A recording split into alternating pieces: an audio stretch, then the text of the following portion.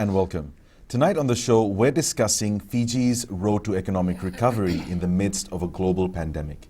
And joining us tonight are our panelists. First up is the Acting Permanent Secretary to the Ministry of Health and Medical Services, Dr. James Fong. Good evening and welcome, sir. Thank you.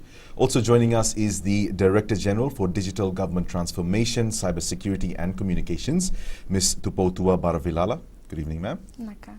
And last but not least, the Permanent Secretary for the Ministry of Economy, Ms. Makareta Kunrote. Good evening, ma'am. Good evening. So let's talk about the economic recovery framework first. Give us a bit of a background. We're in phase two, as we heard a few days ago, and we all know about the various aspects of what phase two is. But in general, what does the economic recovery framework look like for Fiji?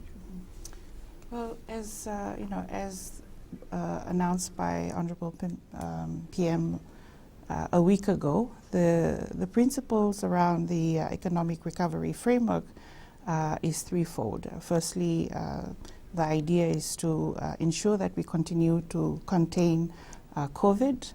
The next is to ensure that we are able to COVID-proof our businesses and our communities. And at the same time, ensure that our health system is also ready to continue with the practices that they have commenced since the beginning, ensuring that we continue to contain COVID. So those are basically the three principles that the framework is built around. And for this phase in particular, the idea is really to inculcate good behavior. So as you would have heard during the Honourable Prime Minister's announcement, certain social restrictions that were observed in phase one have now been eased, where we now allow gatherings of up to 100. Social distancing continues to be practiced, and hand hygiene is obviously still very important, and the curfew. So a lot of phase two is about ensuring that our businesses and the community inbuild these good practices into how they operate. We all know that this is the new norm. COVID has presented challenges where we need to adapt, and so this is the new norm. And I think the idea is to get the community and the business sector to self-regulate. As you would have heard, the only legally enforced restriction currently is the curfew, and that's been moved from 11 to 4 a.m. The other rules around the framework is really for the communities, the business sectors, to incorporate into how they operate their businesses on a daily basis. So we know that as we put in place these good practices, that will really help us to continue to open up the economy. I mean, we understand the situation presently. There are lots of challenges. So we want to get the economy moving, but in order to be able to do that safely, these are some of the phase two outlines the safe practices that we need to see being inbuilt into across the sectors and communities. So as the show goes on, we'd like to go into a bit more detail about some of the things that you mentioned. But before that, I'd like to talk about one of the very important principles, which which you alluded to and the Prime Minister mentioned in the announcement as well, is that health should be at the center of all of this. Health should be at the center of this recovery. So I want to talk to you, Dr. Fong, about the level of interaction that the Ministry of Economy had with the Ministry of Health in the preparation of this framework. Yes, I think from the outset, when we had to respond to the epidemic as it was building and when it became a pandemic, from a very early part, the Ministry of Health or the government had decided that it had to be a whole of government effort in responding to the pandemic and in trying to get help to overcome the acute phase of this pandemic.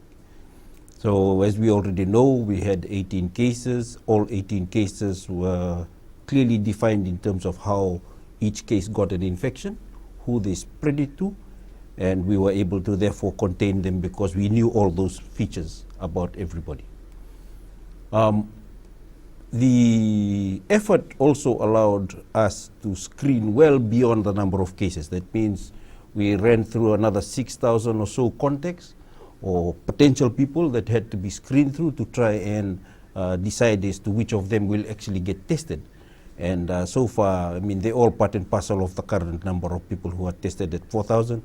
The testing really is limited to those who fit the criteria for testing, but the actual screening was extensive.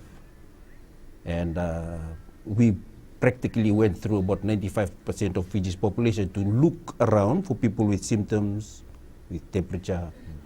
And that was a whole of government effort. Given all that effort that has been done, we have overcome the acute phase. We also recognize now we have to start looking at the next phase, and that is the economic recovery. Most of the measures that we undertook during the acute phase had severe repercussions on livelihood.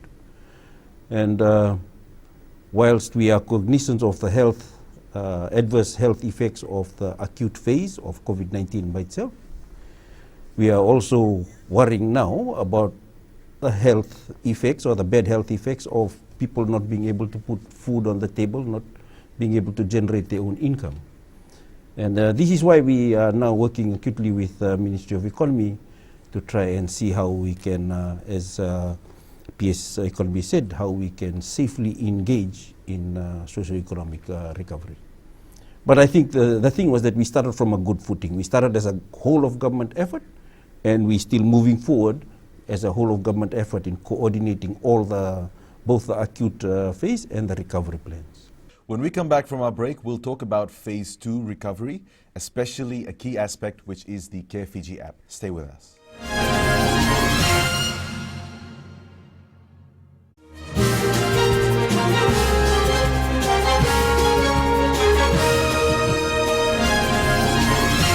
Welcome back. Before we begin our discussions on the Care Fiji app, we'd like to show you a short introductory clip about the app.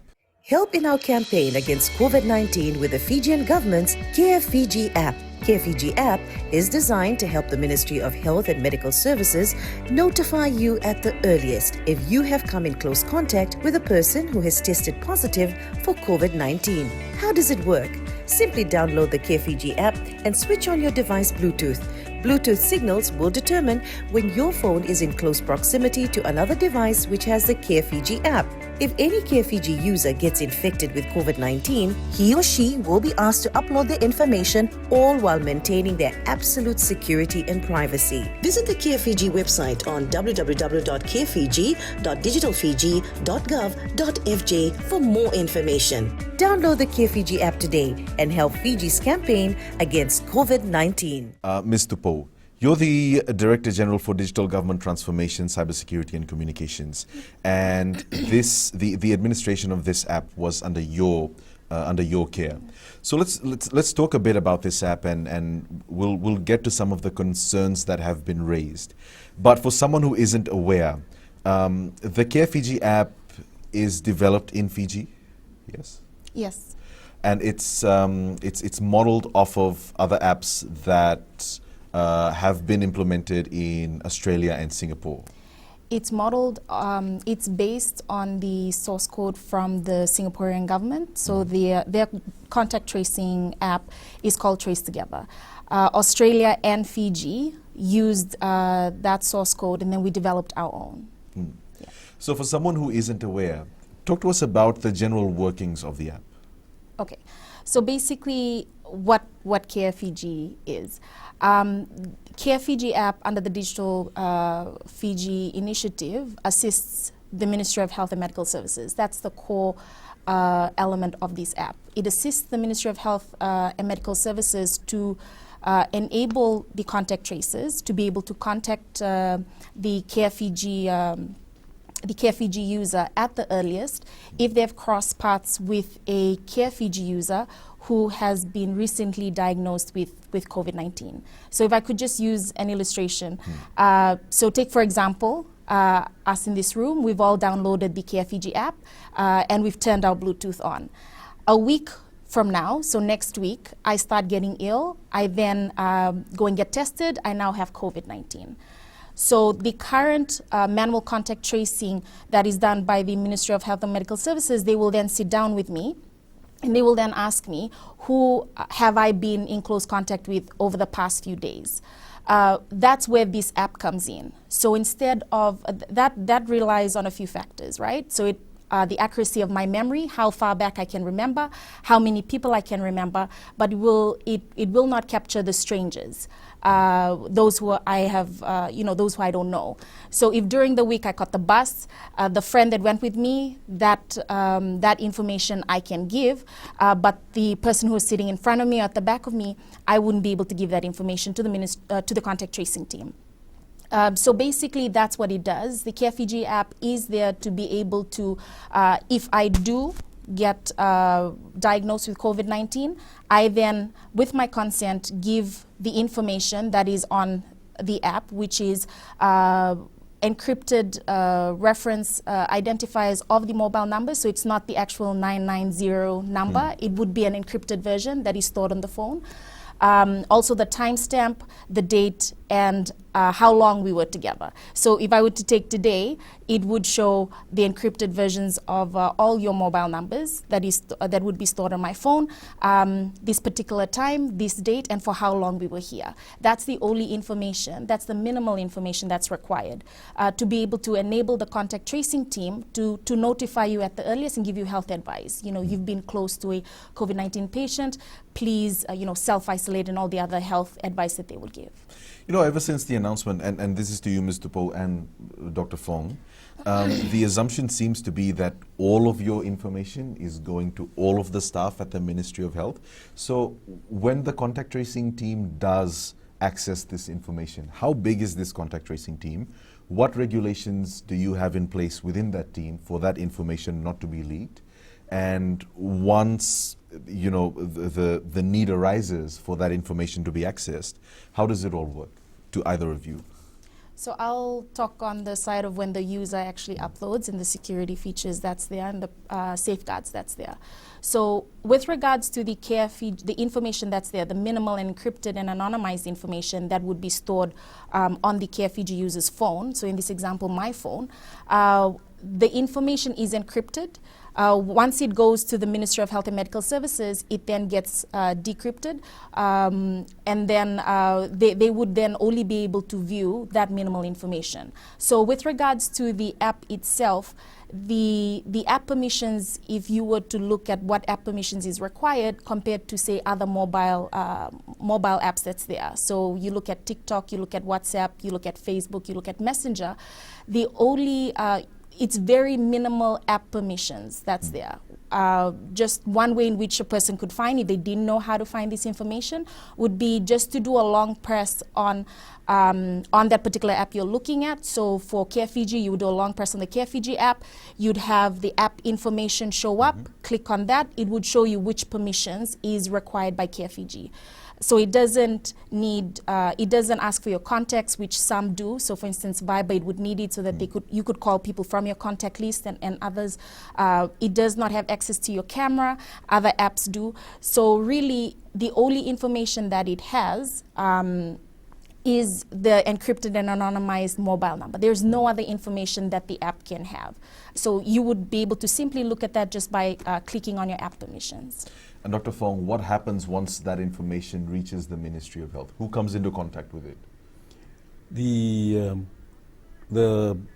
way that it's done is that it comes to one central command, and then the information that is only relevant to the contact tracing team within certain geographies will be the ones that's the one they receive. So if we feel after they have made the necessary call, they've asked the person, where do you live and would you like to be, that person then actually will have to move up to the team, identify themselves as the contact, and say, I am the contact that you're talking about. So up front, unless only a small group of people who are centrally located will have access to the initial information. But ultimately, the other teams, in order for them to know that person will have to present themselves up to the fever clinic or to whoever we ask them to go to, in order for them to say, you know, for the general or for the health worker to know that that's the person we are talking about. That's the first thing. The second thing is, of course, that all doctors, when you sign your contract to start working, there is a confidentiality clause. There is a patient confidentiality clause, and that is absolutely sacred. It's stringently monitored, and it is sacred to the way that we work. Not related to COVID, there have been some people who may have even bordered close towards breaking that clause, and they have been severely dealt with. And so there is a certain tone now that because of COVID around that we have actually inbuilt into the system to ensure that our confidentiality clause is adhered to stringently by all.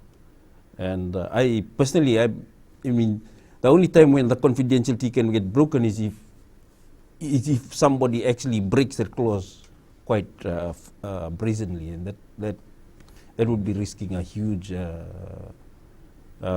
on their career. So one of the reasons why there's a lot of concern about the privacy issues in relation to this app is because let's work off the example of the first patient, the index patient, who was a flight attendant, and everybody that came into contact and everybody that was on that flight had their names and their contact numbers released to the media. So there seems to be a bit of concern that if, for example, someone whose information is on that app but they're not reachable, there's a possibility that their details might be given out into the public as well. But like you said, the person will have to come and identify themselves to the Ministry of Health. So can we confidently say that there's no possibility of that happening? I mean, the idea is that unless they actually put their hand up and said, I came to seek care, then the confidentiality clause will have to be maintained by the people that they speak to. So we'll know who they spoke to. Yeah. So if there's any leakage of the message, we will know who they speak to. Just in regards to the initial point that you mentioned, I think we did have a little bit of trouble in the beginning in trying to ensure that we contained the context and got the context sorted out. Our efforts now, our procedures are a little bit more refined now, because COVID-19 presented to us a challenge that was acute, huge, and unprecedented. So we did have initial difficulties in trying to find a way of containing people. But let me assure the public that we have refined our methods, and we are far more discreet in the way that we're going to be able to contain our contact tracing, given the lessons that we have learned. Stay with us. We'll be back after a short break.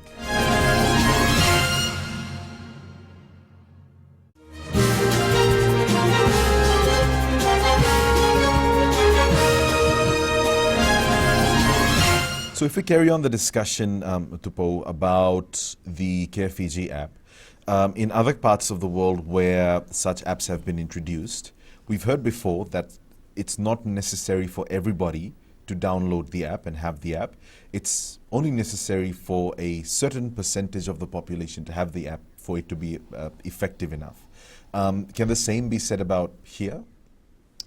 So with regards to the adoption rate, I think that's what you're referring to, in the initial sort of preliminary stages, we did see that. We were closely following what other countries were doing. To also note that the digital contact tracing apps started roundabout in March of this year. Singapore led the way with their Trace Together app. That source code is what we're using. A lot of them have posted up certain percentages of the population. That is true, but that's not the case anymore. I think the understanding is that in order for it to be effective, everybody needs to have the app. in our case, the Care Fiji app. There's also studies that have shown, so there was a recent one that was done by the University of Oxford, Newfield Department of Medicine, and Big Data Institute, whereby they had done studies, and they actually said that for every one case is averted for every 1 to 2 users. So, I would stress and really we would strongly encourage that everyone download and install and turn off the app and turn their Bluetooth on, because this is just another health protection measure that has been put out by the government. So in addition to washing your hands, in addition to practicing physical distancing, please do download this. As the Honorable Prime Minister had mentioned in his address, 0 cases does not mean 0 risk. So as long as there is a risk, in order for us to continue to be COVID contained, and in order for just as citizens, for us to not only protect ourselves but protect our loved ones, those around us, it's really important that we all download the app and keep our Bluetooth on, so that if there is God forbid, if there is another case or if there is a resurgence, this will be able to, greatly expedite the contact tracing work that the Ministry of Health and Medical Services is doing. Because at the end of the day, this is community-driven effort. We all need to be part of this. And just like we're continuing to wash our hands, we're continuing to, practice physical distancing, also have the app and make sure that the Bluetooth is turned on. I mean, so the success of the app and the way it's applied really depends on the individual. It depends on all of us, yes. Right. So individual responsibility and self-regulation is something that's been mentioned again and again, especially in relation to phase 2. So you mentioned earlier, Ms. Conrote, that the curfew is currently the only legally enforced part of phase 2 recovery. So what discussions did the Ministry of Economy have with businesses about their self-regulation? So part of the group that worked on the framework, aside from health, was the Ministry of Commerce, Tourism, Trade and Transport. So they undertook widespread consultations with all the various stakeholders, the different sectors of the economy, and the guidelines, the SAFE guidelines, was developed in consultation with them.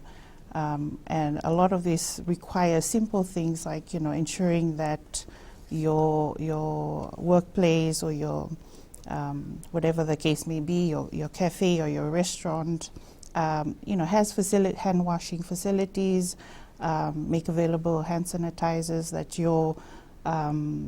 your staff that are serving your customers also have those health guidelines or those SAFE guidelines incorporated into the way they operate. And so I think it's important for businesses to not look at these guidelines as a cost, but rather an investment into ensuring that they're able to operate safely, and that at the same time, it gives comfort to their customers that, if I go and eat at XYZ, the health or the safe guidelines have been observed. So I think it's important for the businesses to start thinking about how they operate in the new environment. And what about from the perspective of the Ministry of Health? All of these new regulations that have been put in place, from what you've seen happening all around the world, because as you've mentioned, and as the Minister for Health has continuously mentioned, there's things about this pandemic that we still don't know. There's things that we're still learning. So, do you think that we're venturing into new areas with these current regulations? Yes. This pandemic actually defines the one thing that, the only certainty about the pandemic is the uncertainty. And the fact that new things are coming up as we move forward guides the actions that we do. Otherwise, we have to rely on what has happened in the past. The pandemic has similarities to the Spanish flu. And when the Spanish flu came up in the early 1900s, this is exactly what we did.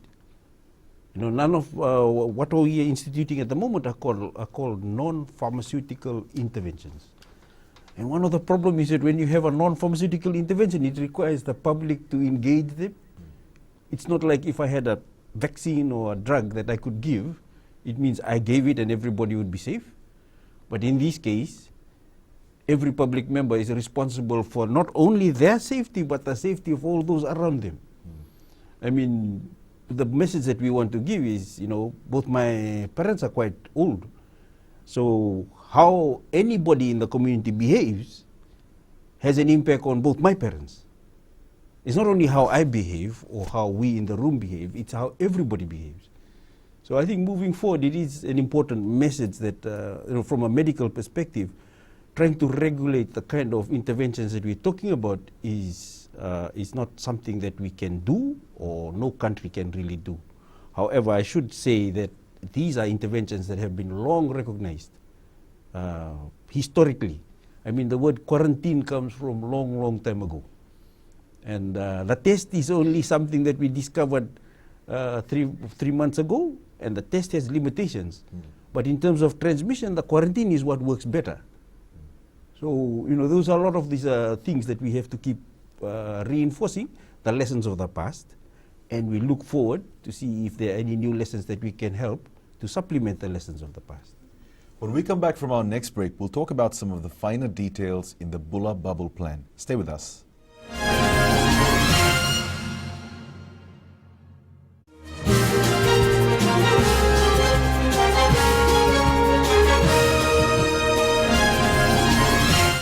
So resulting from the fallout of COVID-19, especially the economic fallout, our tourism industry, as everyone is aware, has taken a major hit, right?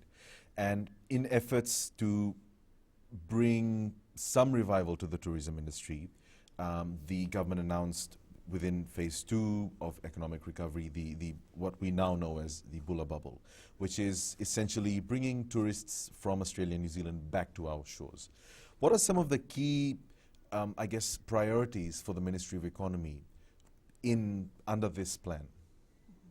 Okay, so as you mentioned correctly, about 40% of our GDP comes from tourism, the tourism-related sectors.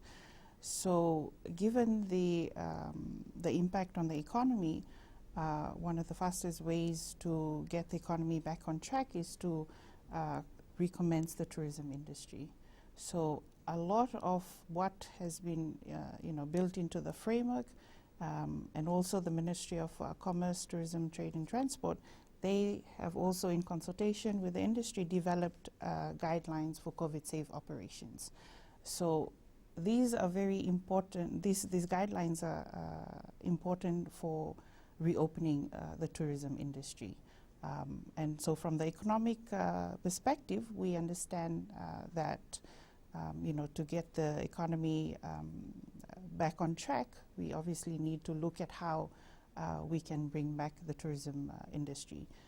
And we know that global tourism has been severely affected, and as borders begin to reopen, the competition will be stiff for the limited number of people that will be either traveling internationally or looking for a holiday.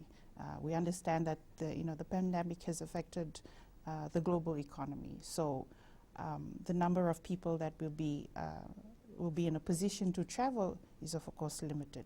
So from the economic perspective and working together with the tourism ministry, I think the important message for the sector is to ensure that our product is as competitive as possible, because we know while Australia and New Zealand are the main source markets for Fiji, only 6% of outbound travel from New Zealand come to Fiji.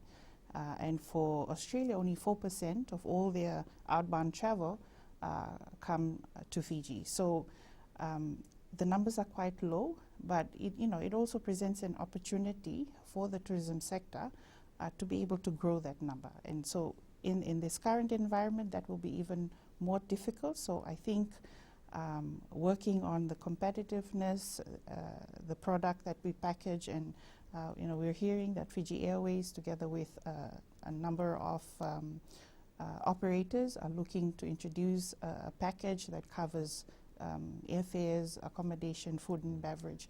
But I think the ability for us to remain competitive will be the key. And that's really from the economic perspective in terms of restarting the tourism industry. But I think in relation to the health and how we are able to commence tourism travel safely, that will be something that we will need to obviously work very closely with the Ministry of Health. The Prime Minister and the Minister as well earlier announced that you had been working, the Ministry had been working with a number of experts overseas as well in implementing all of these plans, especially working out the arrangements once those people would be, coming back in the quarantine period. So did the Ministry of Health, or I'd like to know what the Ministry of Health, had to do with this plan, with overseas tourists coming in, and what will be the involvement once, we start to see the implementation? Yeah, so currently our input is mostly in the way that we engineer our border control measures, so that whilst we are reducing the risk of COVID-19 coming in, we can ensure that there's some flexibility in engaging in socio-economic activity. As I mentioned in the past segment, the one thing that we know works is quarantine and a test. That works, we know for sure. The test is fairly, it's a test. You have a turnaround time of about 40 minutes on some platforms, a little bit longer on another platform. But it doesn't work unless there's good quarantine. So what we've been working off with our tourism partners is how can we replicate these quarantine measures in other settings other than our current setting. We've had a few ideas. We've been running our quarantine measures, and we are fairly certain of the conditions of the quarantine that work. We've had a few other measures where we have replicated the same conditions in other hotels that we've been able to work with, and they are good. We have also tried to replicate those conditions with other important investors in terms of how they certify their quarantine period overseas and they come to us. And in some instances, we have noticed that it's a reliable or verifiable quarantine period. In other instances, we said, no, this is very difficult to verify. Come back, we go back again to our old formula. So the way we've been working together is really in trying to find innovative ways to sort out a quarantine period that is verifiable. So, one of the things that a lot of people will agree to, because I'm sure you've all seen the mixed reactions that we've had, publicly, here in Fiji, as well as other reporters and journalists talking about this plan. So the quarantine measures is not always a 100% guarantee that you won't get any new cases of COVID-19, right? That is true. There's a lot about the virus that you don't know. The quarantine we know has worked for past diseases and has so far historically worked in many countries for this disease. Mongolia is a very good example of that, how the quarantine has worked. They've protected and they hardly have any community transmission. However, we do know that somebody with a virus can still walk in. No matter how firm our borders are, we can still work in. And this is where we are trying to get, this is why our PS economy was talking about inculcating the behavior in phase 2.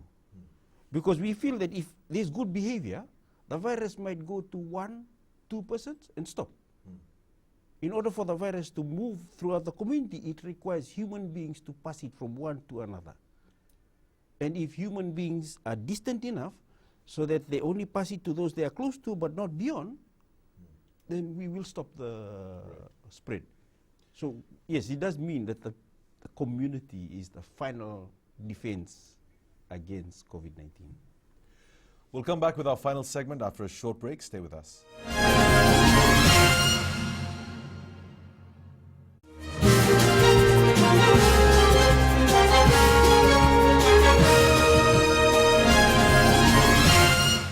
So the travel arrangements that have been made under phase 2, we know the dire situation that Fiji's economy is in, and this isn't touted to be, the solution to all of our problems, right? Because the Ministry of Economy, as the Minister has earlier mentioned, is also looking at the domestic economy and what we can do within our borders to sort of provide some sort of recovery. So talk to us about that. How much are you relying on this new travel arrangement for economic recovery, and the things that you're doing domestically as well? So, opening up the borders to international tourism remains critical to support economic recovery. And we know that there are processes that are currently happening, discussions that are currently, being undertaken in respect of ensuring that we're able to open up safely. And we're also receiving a lot of queries, questions from the travel, the sea travel tourism industry, where there's been interest from super yachts and other pleasure crafts, coming to Fiji. So that's one segment of the tourism, the international tourism industry that we think can commence, and the Ministry of Health are working closely with agencies that look after our borders in that respect. But I think domestically, some of the easing of the restrictions, such as the curfew time, that will help start, get businesses running. With the schools opening, obviously the bus companies will have extra, travel routes, and so that's another aspect.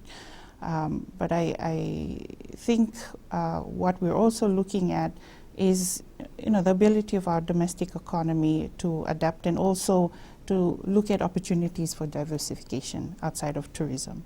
And we know that there's a bit happening in that respect, but in this period, I think this is one of the areas that we need to start to focus on. So, as you were seeing in a lot of the reports, that the Ministry of Agriculture have been actively engaging the community, looking at opportunities where we can create new industries.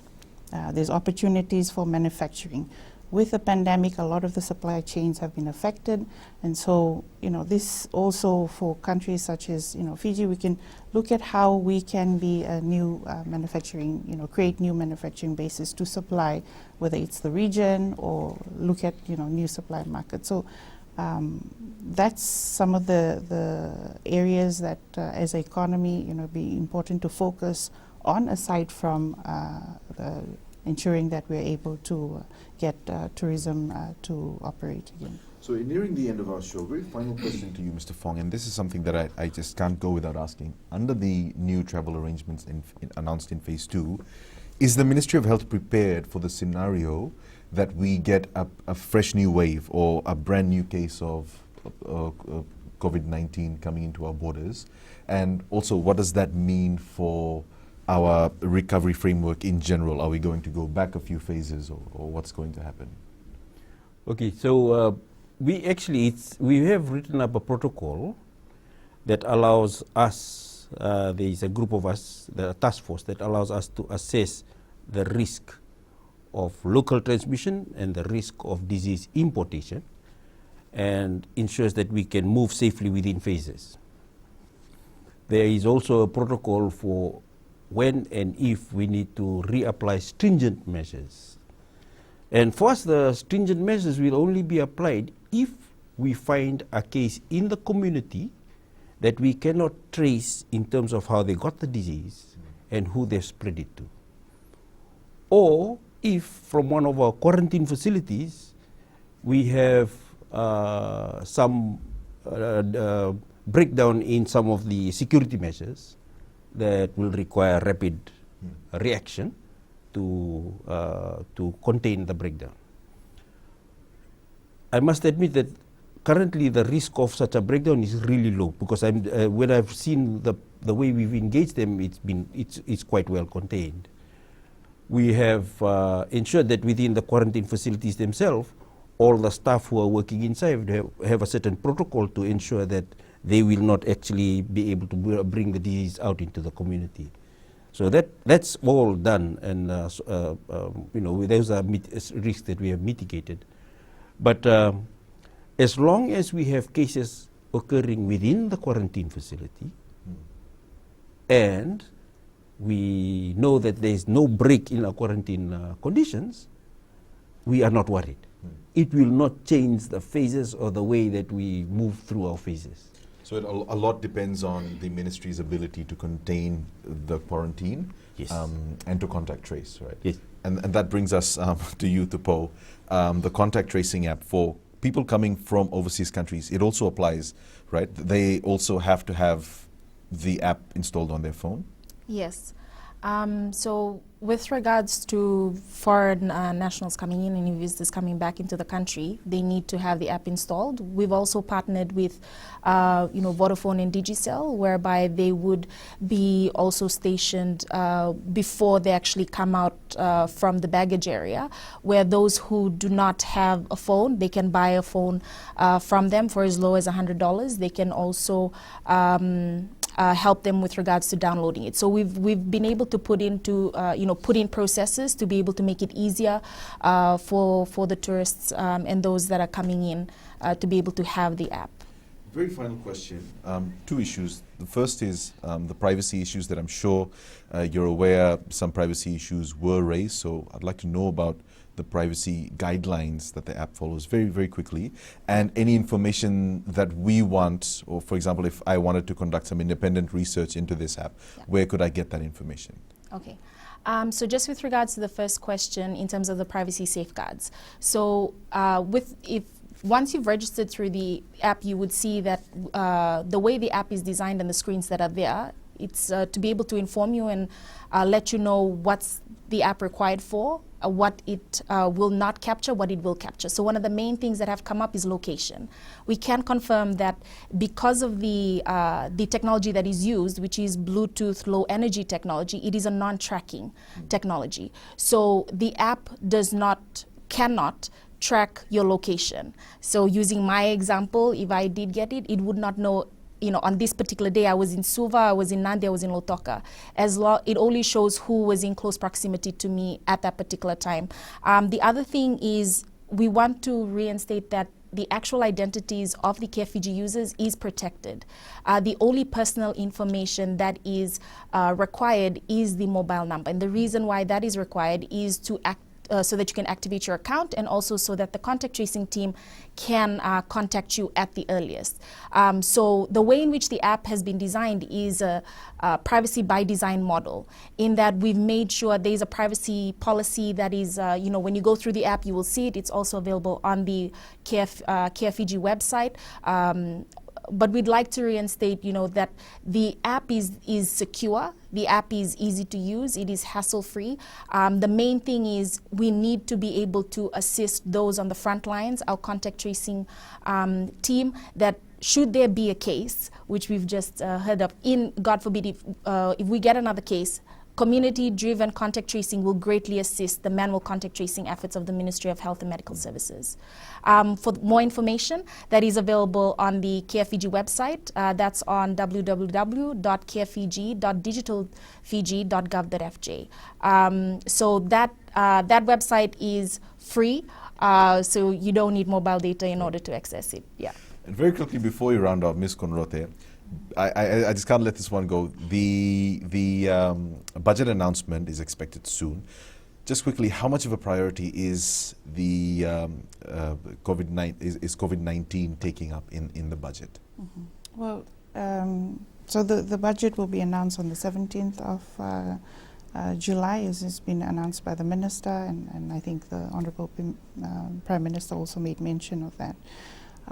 So really the budget will be centered around supporting businesses, supporting the economy to start to recover. We know that unemployment has been affected, and so part of the I think a component of the budget will also look at how we continue to support unemployment. And you know, with the COVID response budget, certain measures were introduced to assist those that had either temporarily become unemployed or continue to be unemployed. So we have been working with FNPF in that respect. So these are some of the discussions that are currently happening. We put out a call for submissions from the business community, the private sector, and we received very good response, close to 200 submissions. And we are assessing this with FRCS and other government agencies. But the idea is to really look at how we support the private sector to start, to recover. And we know that economic recovery, if it's driven by the private sector, will be more sustainable. So government's role is really to put in place the environment to support the businesses to sustainably operate into the future. Unfortunately, that's all we have time for. Thank you once again, Ms. Baravilala, Ms. Conrote, and Dr. Fong for taking your time out and joining us. Hopefully this discussion has been beneficial to all Fijians. Thank you. And that's all we have for you on the show tonight. Have a good evening.